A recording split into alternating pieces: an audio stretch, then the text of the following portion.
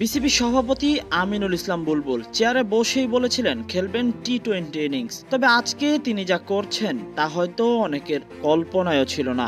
দেশে ফিরেছেন, তাই তো আজ রাজধানীর একটি 5 তারকা হোটেলে ক্রিকেটারদের সাথে আলাপ আলোচনা করতে তাদের সবাইকে ডেকেছেন। ক্রিকেটাররাও যেন বাধ্য সন্তানের মতোই ছুটে এসেছেন বিসিবি সভাপতির ডাকে।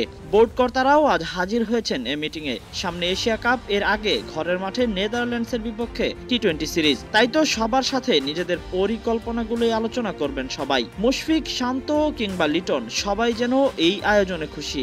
তাই তো নিজ নিজ জায়গা থেকে ছুটে এসেছেন বিসিবি সভাপতির ডাকে।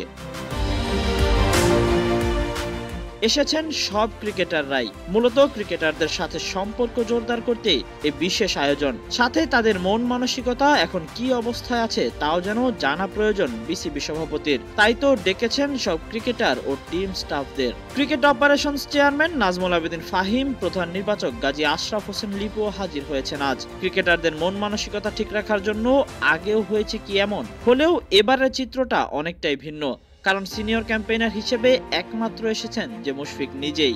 সাথে টেস্ট ক্রিকেটে সবার প্রিয় মুখ তাইজুল ইসলাম হাজির হয়েছেন বিসিবি বসের ডাকে। এই মিটিং যেন ক্রিকেটারদের আবার এক করবে, একে অপরের প্রতি শ্রদ্ধাশীল করে তুলবে। সাথে ড্রেসিং রুমের চিত্রটাও বদলাবে।